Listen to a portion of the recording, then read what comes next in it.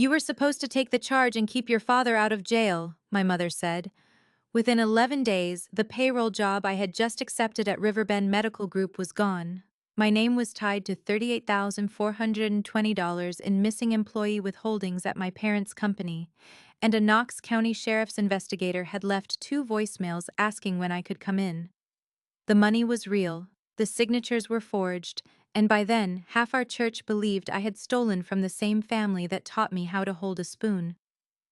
Then, one rainy Thursday, Gloria Mendez set a white banker's box on a folding table and pulled out the one document my mother had prayed nobody kept. Before I go on, please take a moment to like and subscribe, but only if you genuinely connect with this story, and drop a comment telling me where you're watching from and what time it is there. I always love seeing where you're all listening from. My name is Natalie Collins, and I'm 24 years old. Now let me take you back to Knoxville, Tennessee, on March 6, 2023. On that Monday morning, the office at Collins Mechanical Services smelled like burnt coffee, damp cardboard, and PVC glue, which somehow always hung in the air no matter how many windows my father cracked. I had my new offer letter folded in my tote bag, a navy blue one from Target, with a pen stain inside the lining, and every few minutes I would touch the paper through the fabric just to make sure it was still there.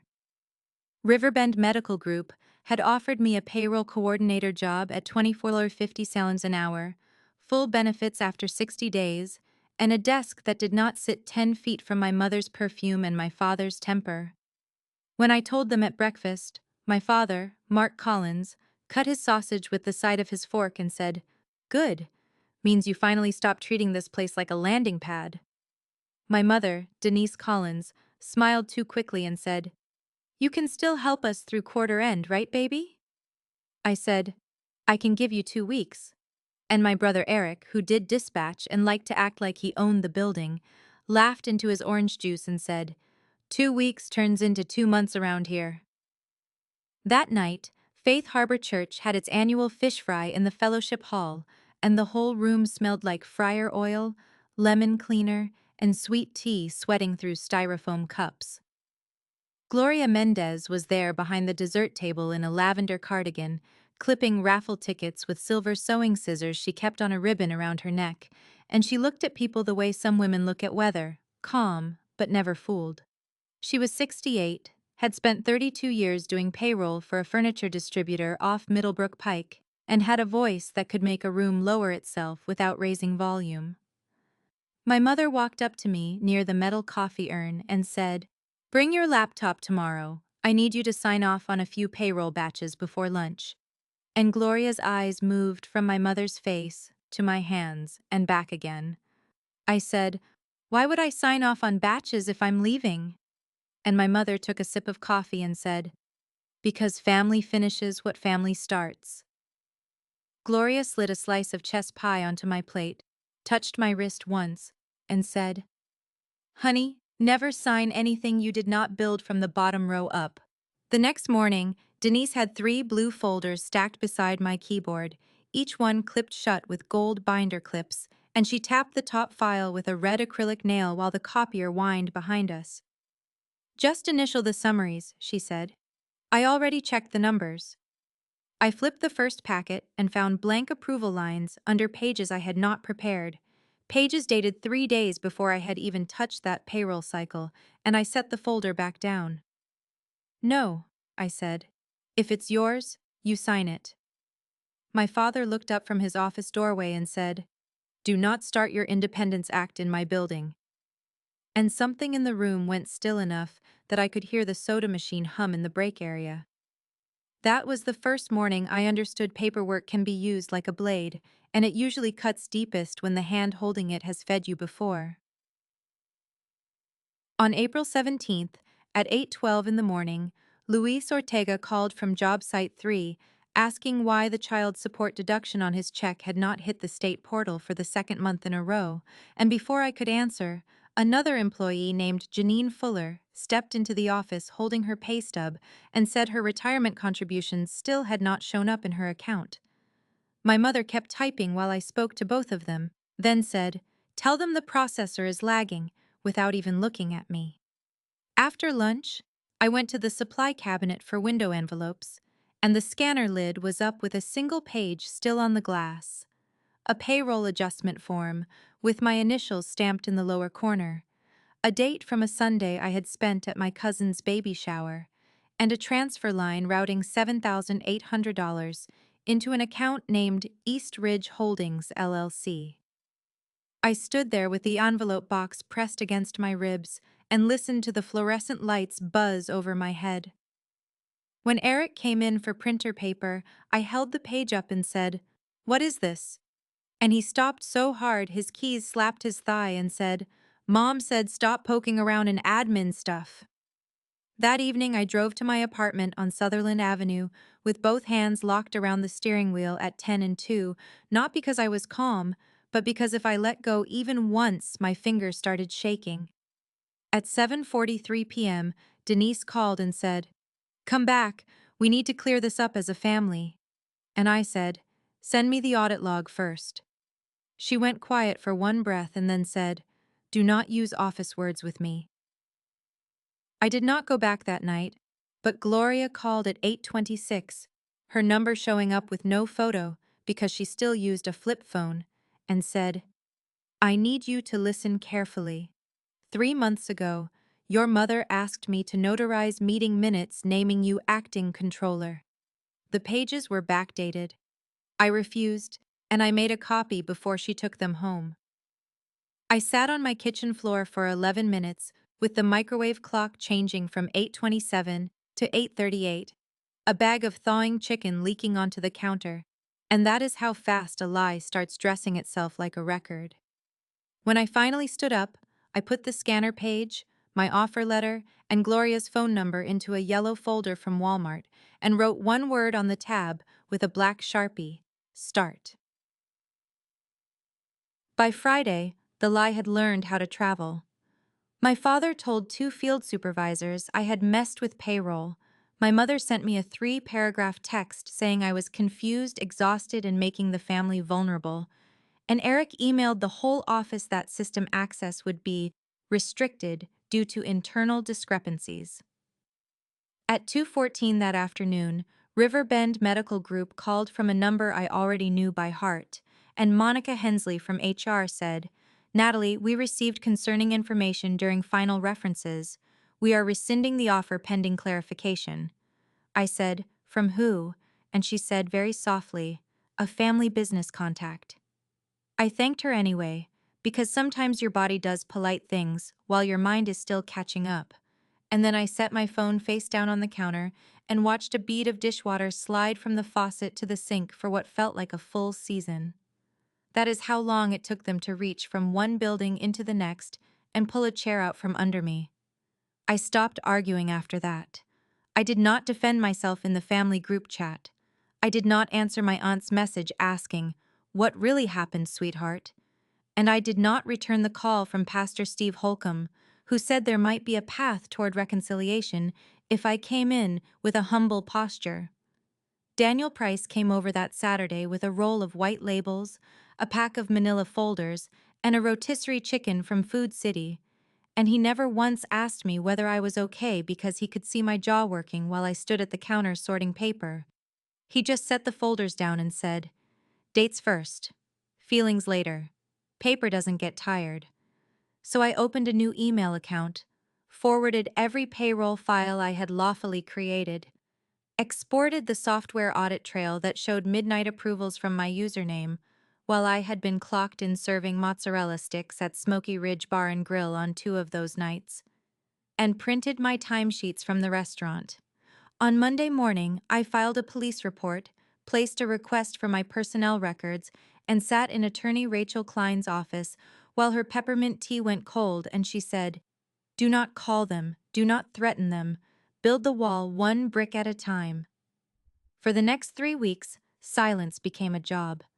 I saved screenshots of 14 missed calls in 5 days, 2 voicemails from my mother saying, "We can still fix this if you stop being dramatic," and 1 text from Eric that said, "Dad will make it right later, just sign the statement now." I wrote times on everything. even stupid things, like the exact minute my aunt left a sympathy card in my door that said, "We are praying for your repentance," and the exact time Mrs. Hanley from church stopped me in the Kroger parking lot and whispered, "People would understand if you made a mistake." I could smell strawberries from the produce section and rubber from the shopping cart handles while she stood there waiting for me to confess to something I had not done. Silence can look weak from the outside.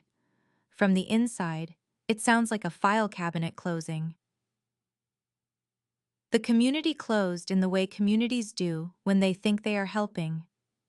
Two women from church brought a casserole to my apartment and stood on the doormat asking whether I had slept, whether I had been taking anything, whether I wanted them to sit with me before the legal side got uglier.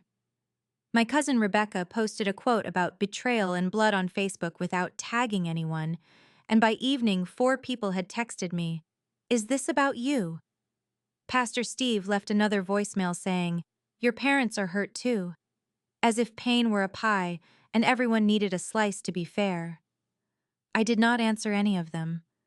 I scanned the sympathy cards, saved the voicemails, and added a new folder tab that said, "Community." Then the certified letter came.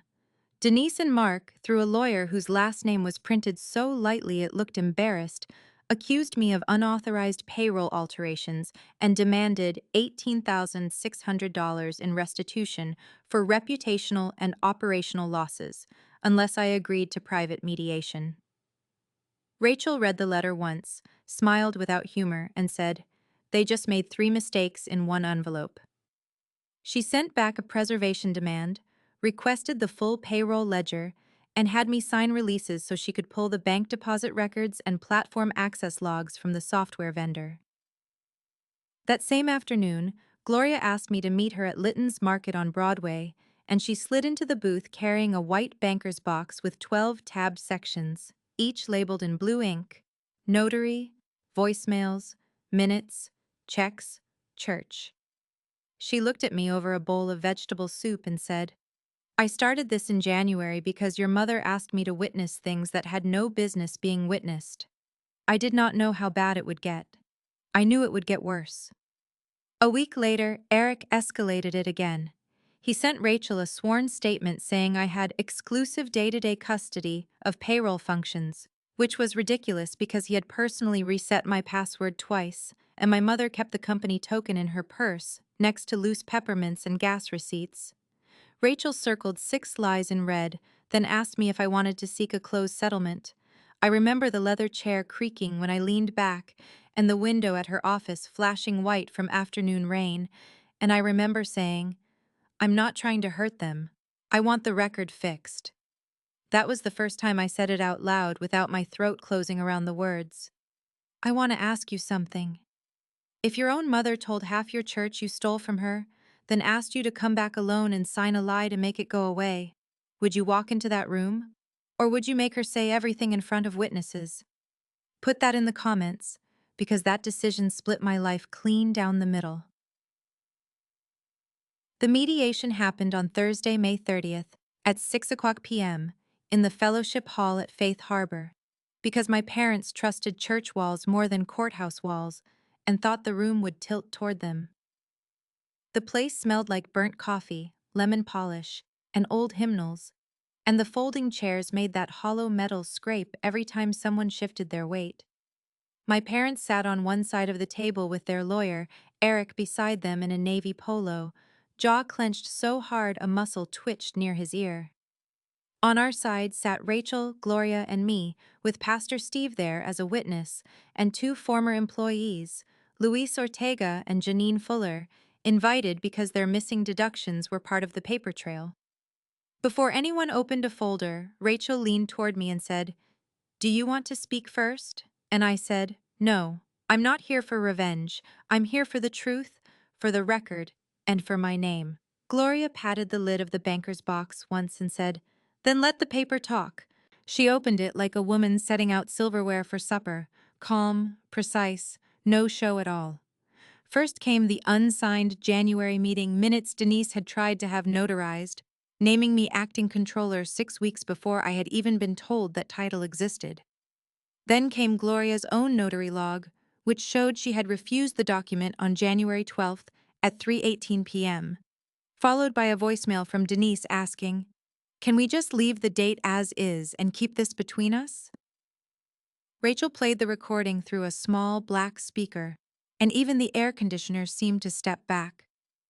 After that came the software logs, the restaurant timesheets, and the bank records showing withheld employee money moved in chunks of $4,200, $7,800, and $9,600 into East Ridge Holdings, the shell account my father opened for equipment overflow.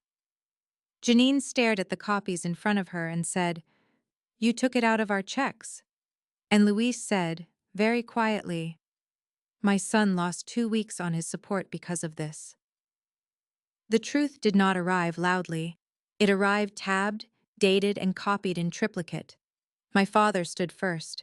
His chair slammed backward, and he jabbed a finger at Rachel, then at Gloria, then at me, missing all three somehow. "This is family business," he said. "You do not drag this in front of employees and church people." Gloria did not blink. She said, "Mark, you dragged it here when you used your daughter as cover." Then Denise lost the last bit of control she had been holding together with lipstick and posture, slapped her palm flat on the table, and said the sentence that opened this whole story: "You were supposed to take the charge and keep your father out of jail." Nobody spoke for a full 2 seconds after that, not even Pastor Steve, and Eric made the smallest sound I have ever heard from a grown man, like air leaving a punctured tire. My mother had just done the prosecutor's job for him. She had said the plan out loud. I did not post about that meeting. I did not call cousins, did not message church friends, did not write a single vague caption meant to make people choose sides. I went home, took off my shoes by the door, and stood in my kitchen with one hand on the counter until the room stopped tilting. The rest happened without me. Collins Mechanical's banner disappeared from the church softball fence the next week. Mrs. Hanley stopped bringing pies to my parents' pew, and 2 employees left within 10 days after investigators started asking for payroll records and deduction notices. Riverbend did not give me that job back, but Rachel got the rescission letter corrected in writing, and 6 weeks later, I took a payroll compliance position at a logistics company in Alcoa, with worse carpet, better locks, and direct deposit that arrived exactly when it should. Some doors do not slam, they just stop opening. Eric called at 1:14 a.m. on June 18th. I almost let it ring out, but Daniel, who was asleep on my couch because I still jumped at hallway noises then, opened one eye and said, "Take it once." So I did. Eric was crying in that dry, angry way where a person keeps swallowing between words, and he said, "I deleted the backup exports in March. Dad told me he'd replace the money before anyone saw. I thought it was temporary." Then it got bigger, and then Mom said if you just signed the internal statement, nobody would get ruined. I said nothing for so long he finally whispered, "I know what we did to you." And the sentence sat there between us, stripped down and ugly and too late. He is not redeemed in my mind. He is simply a man who finally looked at the wreckage with the lights on. On Sundays now, I usually eat at Gloria's house after Mass with Daniel and whoever else needs feeding, and her kitchen smells like arroz con pollo, onions and butter, and the faint starch of ironed tablecloths.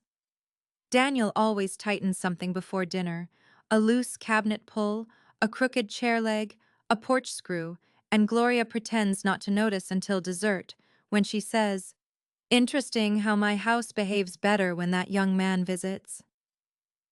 We eat from mismatched plates, talk about nothing dramatic, and let ordinary life do the work ordinary life was meant to do.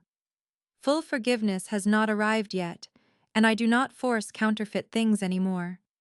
My parents can reach me through counsel, through proof, through changed behavior that lasts longer than a holiday card, but not through pressure, not through witnesses they recruit, and not through the old language of family obligation. Have you ever had to let the record speak because your own voice was being buried? And if you had been sitting in that fellowship hall, what would you have done when my mother said that line out loud? Tell me in the comments. Next time, I might tell you about the voicemail Gloria saved before any of this broke open. The one that told me she saw the storm before I even knew the sky had changed. And until then, thank you for staying.